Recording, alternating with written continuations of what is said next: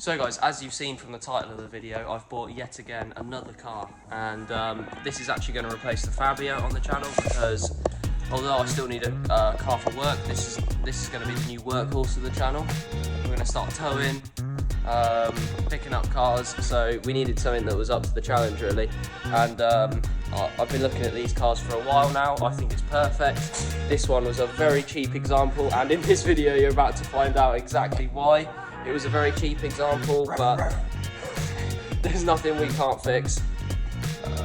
There's nothing Chad can't fix, and I can watch him do. So without further ado, here's the new car. So guys, here it is, my brand new car, brand new second hand.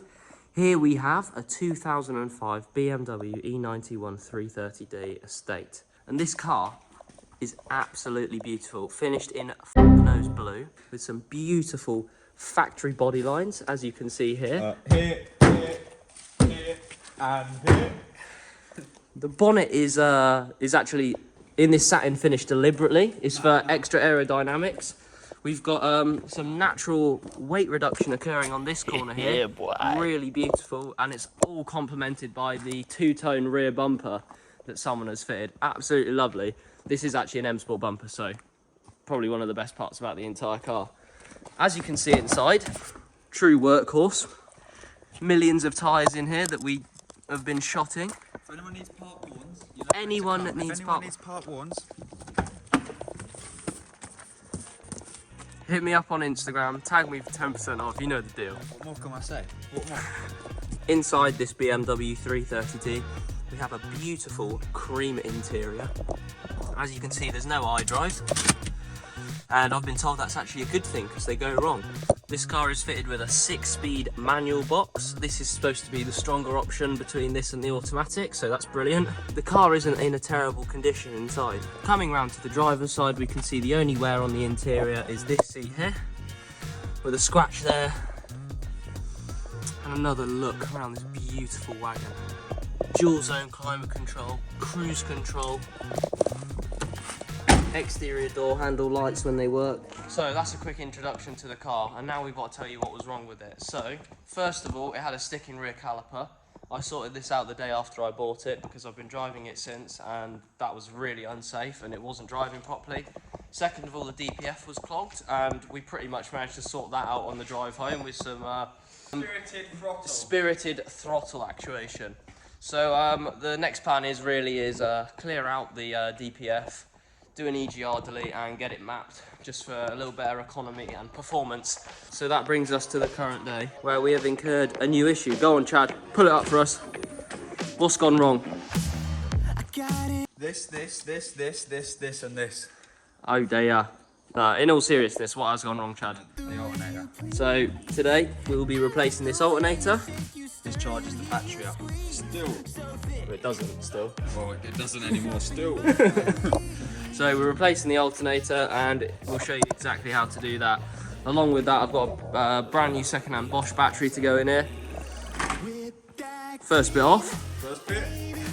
With the air intake plastic removed, we can access, not that you can see it, we can access the belts to release the tension on the auxiliary belt. Right down there. Once that tension is released, remove the belt, unbolt the alternator, unplug the sensor here, unbolt the leads, power leads connecting to it on that bolt there, remove said alternator. Would dash it, but they want it back apparently. Because there's copper inside. Yeah, of course you want it back. And then we'll put the new alternator in and reverse all those steps. So without further ado, Usually you change the auxiliary belt, but we ain't going to in it. But let's start to undo. so we've managed to get the old alternator out. Oh yeah, The Royal Wig. Oh yeah, technically it was. The Royal Wig managed to get the alternator out. I just held a fucking socket in place. But the old one, the new one, is a nice Valio unit. And this is a nice, oh wait, Valio unit. They're lying to us, yeah? Lucas, Valio, make your mind up. So Chad, do you want to explain the excellent design on this motor? Yeah. Yeah, so what these geniuses do is they get a pulley, yeah, like this, which acts as some sort of tensioner, yeah, with a stupid In fact, now I can see it. It's a fucking Allen bolt. I was using a torque socket the old fucking time because they mount it fucking there where you can't see it. Yeah. To get the bottom bolt out of the alternator, where is the bottom bolt out of the alternator? Doug, do you want to zoom out so you can fit all of the bolt in the shot? This is the bottom bolt, and cleverly what they do is they screw this in there like that. How does that make you feel? Well, if you look down here at how much room you've got to remove it, there's absolutely none. Look at the length of that. That goes all the way back there. What the are you supposed to do with that? What would you rate this job out of 10, Chad? 2. 2. Not 1? The reason it got the extra 1 is because I have beer. That's it. That's it. So Chad's a bit vexed about the alternator. Anyway, new alternator going in, replacing that bad boy. Let's get it back in. I'll film some of the put back in process. I don't think I'd have had enough beeps in the world to cover up what Chad was saying while we were getting this out. Again, Royal way, getting this out. 1 eternity later. That was a mission. Right, let me just... So the tensioner belt, there's no way to put your hand down here. No way to... We were trying to lever bar the tensioner. And then, some smart decides to put the Torx on the tensioner underneath. You see right there? The Torx on the tensioner is right underneath here, so I like to jack the car up, get a ratchet lever bar on it. Engine jack was in the way, the jack was in the way. Then Chad had to leave it on top. Oh my god. Anyway, it's all done now. Belt's on, we've checked it's over everything. Plugging everything back in. And once that's done, we put the other battery in. So while Chad's doing that, I'm going to get the battery out of the 46 ready to put in this. So we're all back together. What have you got to say, Chad, about this job? I enjoyed every second of it. Sad that it's over actually. I wanted it to go on for 4 hours. What else have we discovered about the car as well? It's perfect condition, nothing's broken at all. No, there's no dent in the rear end. The rear end isn't smashed in and didn't damage the old battery on the car.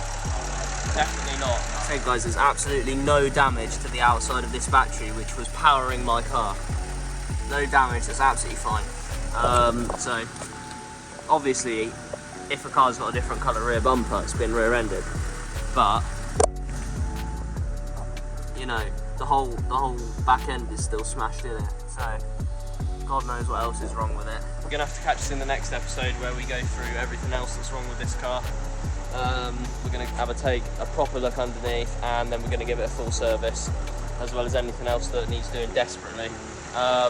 Most of the suspension is completely shot, so instead of actually replacing the suspension with standard shocks, I'm going to do coilovers on a car that should actually have like proper work done. But you know, we'll do the coilovers first, because who cares? It needs to be low. Also, I bought some absolutely beautiful looking 18s for this vehicle. These are MV3s. I rate these highly. I think these look beautiful on the E91. Ooh, what do you know about DMF rail? So that's probably something else that needs changing soon. Clutch. What else, mate? Should we buy a new car?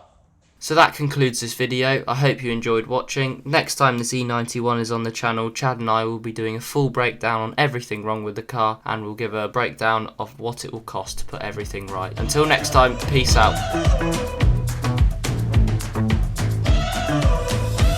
Know what we think about plastics here, Chad? Toss it in the bin!